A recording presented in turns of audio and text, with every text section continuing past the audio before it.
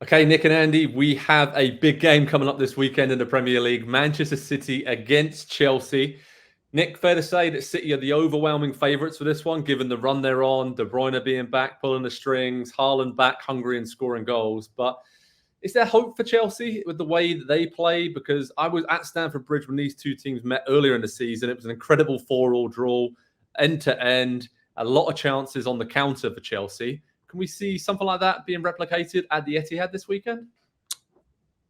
I don't know about 4-4, but I think there could be some entertainment here. I mean, there's the midweek thing that I think perhaps Man City probably thought they would have put less miles on the legs, so to speak. Maybe had that game dusted a little bit earlier. But the flip side of that is, Joe, whatever Man City's doing, if it's 0-0, if they're down 1-0, if it's 1-1, there is I hate using the term inevitability because it's being overused, but it was 2-1 late in the game against Copenhagen. I'm sitting there thinking to myself, a third goal would really be nice.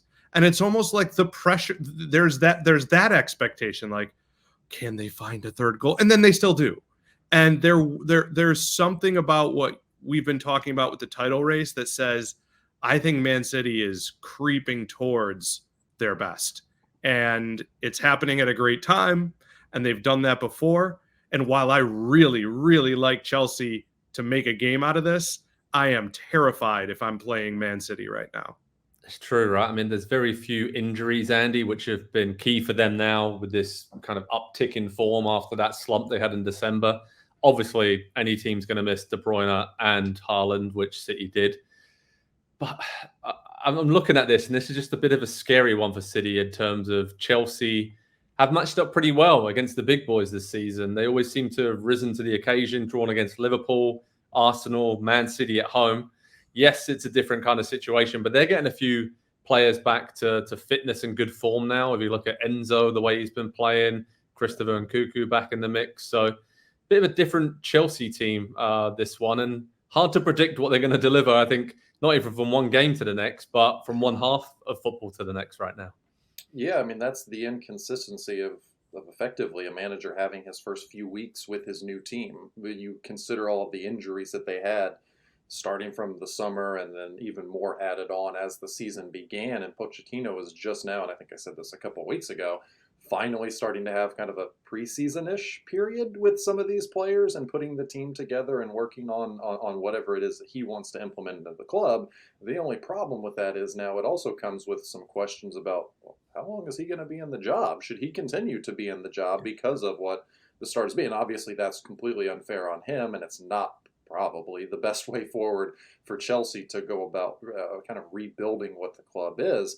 And I know he has historically had a lot of success against City and against Pep, but this is not yet a Pochettino team in any way, really. They're not a grinded out defensive team. They're not really pressing a ton. They're just kind of, they're a very reactive team, I think, at the moment. Mm-hmm. And Pochettino's teams, when they're at their best, they're not aggressive in the way that a Klopp team is with the way that they press and defend. But there's a steeliness to a Pochettino team that I just don't see, I think, right now with this Chelsea team. And we know it's a lot of young players that don't have a ton of Premier League experience. And so all of these factors, you throw those in, and it might sound like excuses. It's really just reasons I think Manchester City are very comfortable winners in this game this weekend. Yeah, I mean, if we look at the form table recently, obviously Man City are top of that in the Premier League over the last 5 games, but Chelsea are actually 6th in that table. And if we look at expected goals, the table there, they should be 4th in the Premier League. So if you start to look at the underlying stats, even with all these injuries they've had, and even with Pochettino being in his first season in charge, it points to maybe not as bleak a situation as it seems, Nick, for Chelsea. And I guess with the League Cup final coming up against Liverpool, that's a chance to win silverware for Poch in England, kind of almost salvage this season. But say they win, the League Cup, and they could quite comfortably finish in, 7th place in the table, maybe even sneak 6th. I mean, if they did that, that would actually be quite a good season, all things considered, wouldn't it? Ooh, given how it started, yes. Yeah. I think it would be a somewhat acceptable season. I would argue an awful lot, so you have to kind of weigh it up, right? I don't want to say this because I think it can live in a world with the way Andy speaks of how the team looks right now.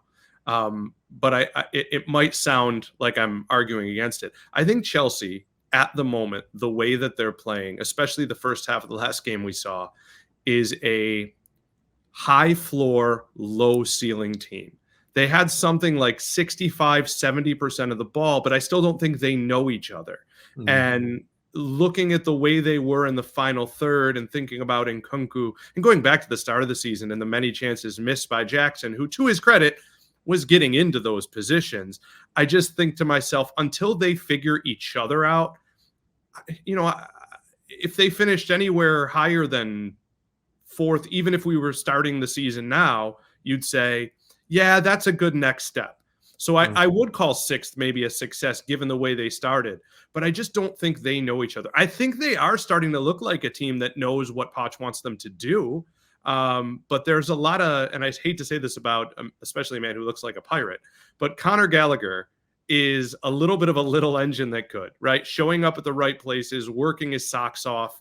And he's a player who's surrounded with comfort and surrounded by people who know what they're doing in a system, might look Premier League best 11, but the comfort's not there yet. There's an understanding of the system, but it's not innate. And so, like I said, high floor. I don't expect them to be run out of the gym anymore, so to speak, to use a college basketball term, but it's low ceiling. And in a game like this, my expectations are low.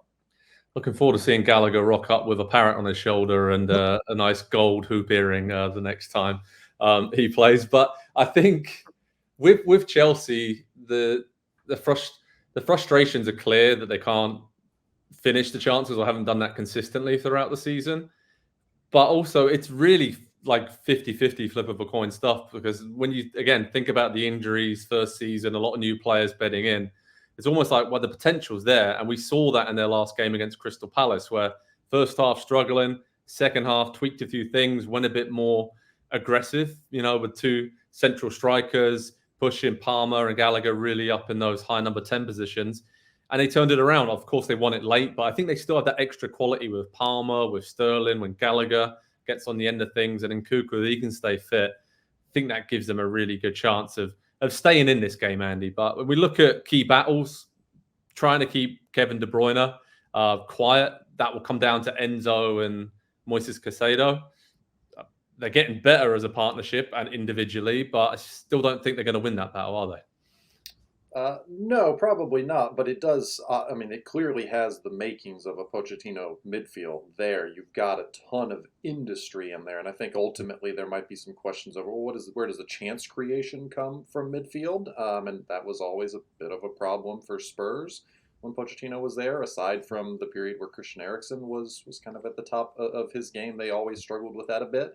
And I think another thing for this current Chelsea team that compounds that just a little is the injuries they've had along the back line. They have rarely had wide defenders, fullbacks that can provide some width and stretch the field out, because when they have possession of the ball, it gets incredibly narrow and everything is jam-packed kind of in the middle third width-wise of the field, and they kind of make themselves a little bit easy to defend at that point. And so, like Reece James, we've talked about a number of times, and just the injury history that he's slowly starting to rack up is really worrying, obviously, for his career. But you think about what he would add to this team and that different dynamic out wide, a little bit of pace in this team. There's a ton of talent in this team.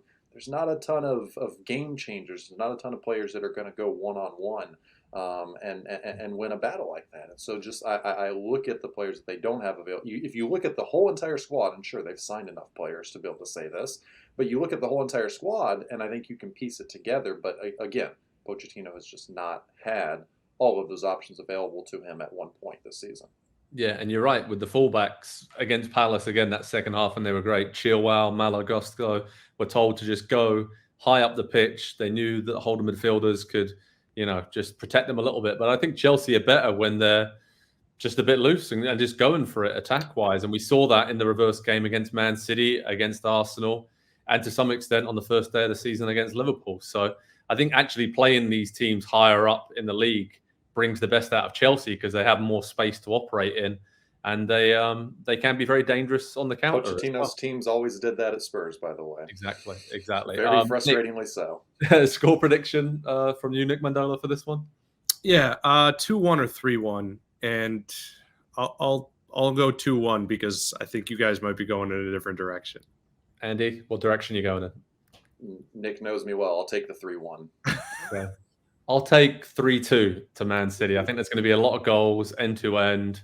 Obviously, City having that midweek game might complicate things a little bit for them, but I think they'll get the job done, and Haaland and De Bruyne cannot be stopped right now. So head over to Pro Soccer Talk on NBCSports.com for all the latest on Man City against Chelsea. Massive game in the Premier League between these two giants. We'll have how to watch information, preview, team news, stream link, videos, everything you need.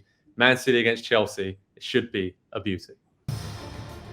Hi there, I'm Rebecca Lowe, studio host for NBC's coverage of the Premier League.